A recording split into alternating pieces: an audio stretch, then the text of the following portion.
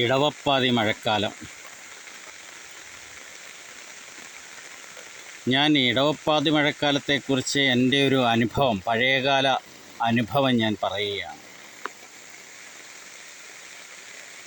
അതിനു മുമ്പ് ഇന്നത്തെ തലമുറയ്ക്ക് ഇടവപ്പാതി എന്ന് പറഞ്ഞാൽ ഒരു പക്ഷേ അറിയണമെന്നില്ല.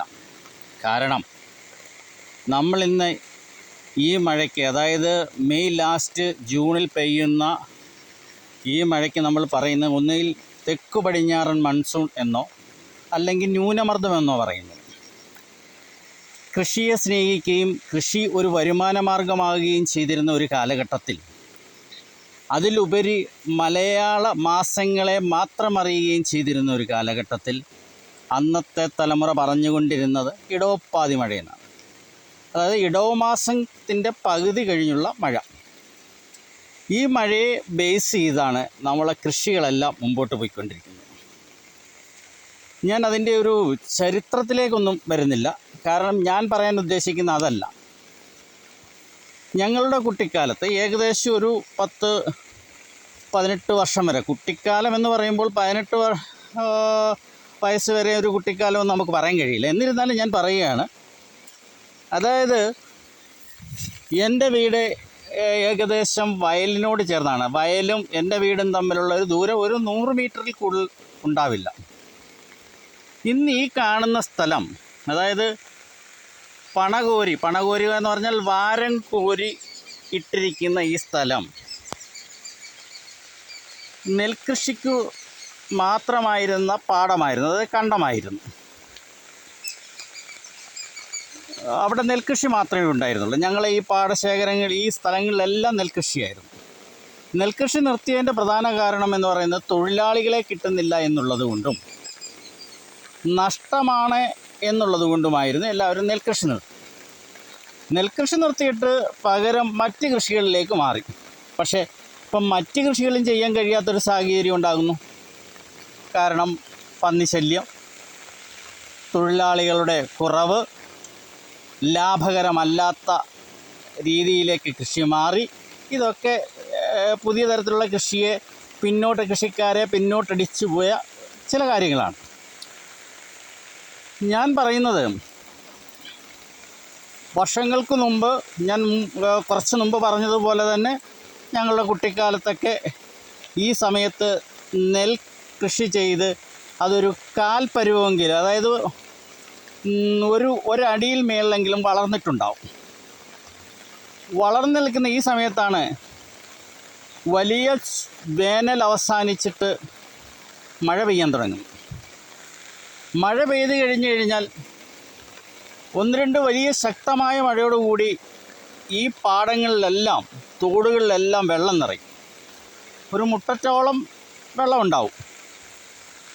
അപ്പം ഞങ്ങൾ ഈ മഴ പെയ്യുമ്പോൾ ഉള്ള ഒരു സന്തോഷം എന്ന് പറയുന്നത്, കുട്ടികളായിരുന്ന ഞങ്ങളുടെ ഈ നാട്ടിലുള്ളവരുടെ സന്തോഷം എന്ന് പറയുന്നത് മീനിനെ പിടിക്കാമെന്നുള്ളതാണ്.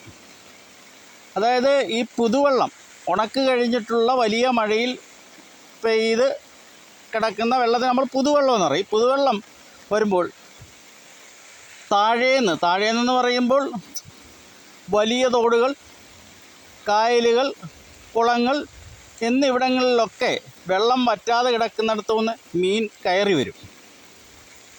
ഇങ്ങനെ വെള്ളത്തിലൂടെ കയറി വരും. അപ്പം നെല്ലിങ്ങനെ നിൽക്കുമ്പോൾ ആ നെല്ലിനിടയിലൂടെ മീൻ ഇങ്ങനെ വരുന്നത് നമുക്കറിയാൻ പറ്റും.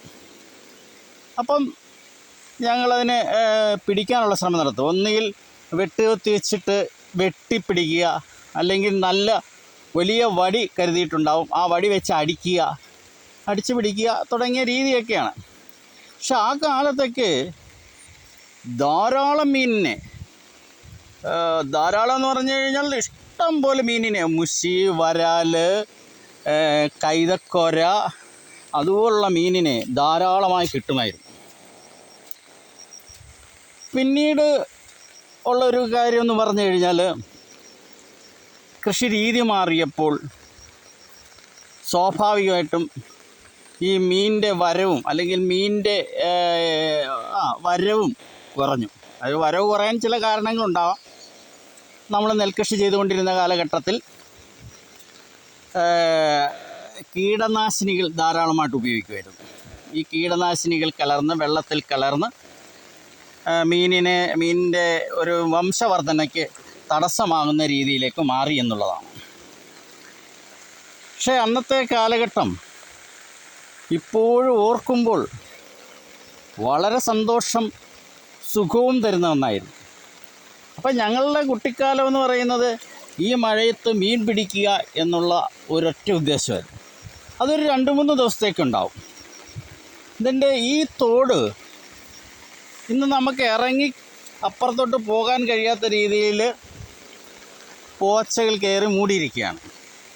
പക്ഷേ ഇത് അന്നത്തെ കാലഘട്ടത്തിൽ ഈ തോടെന്ന് പറഞ്ഞത് നല്ല ഭംഗിയായിരുന്നു കാണാൻ. കാരണം ഒരു ശകലം പോലും ഇതുപോലുള്ള കാടുകളോ ഒന്നും തോട്ടിലോട്ട് കിടക്കത്തില്ല. കാരണം ഉണക്ക സമയത്ത് ഈ തോടിൻ്റെ 2 സൈഡിലും ഉണ്ടായിരുന്ന ആൾക്കാർ, അതിൻ്റെ ഉടമസ്ഥർ ആ തോട്ടിൽ നിന്ന് മണ്ണ് വെട്ടി അവരുടെ വരമ്പുകൾ ബലപ്പെടുത്തുമായിരുന്നു. അപ്പം തോട്ടിൽ പോച്ചയോ ഒന്നും ഉണ്ടാകത്തില്ല. പിന്നെ പോച്ച കളിക്കാനുള്ള ഒരു അവസരം ഉണ്ടായിരുന്നില്ല. കാരണം അന്ന് ഉണക്കൊക്കെ ആയിരുന്നു. അപ്പം എന്ത് ഭംഗിയായിരുന്നു, എന്ത് മനോഹരമായിരുന്നു അന്നത്തെ ഓർമ്മകൾ എന്ന് നാം പറയാനാണ് ഞാൻ ഈ ചെറിയ വീഡിയോ ചെയ്തത്. ഈ വീഡിയോ കാണുന്ന എല്ലാവർക്കും നന്ദി.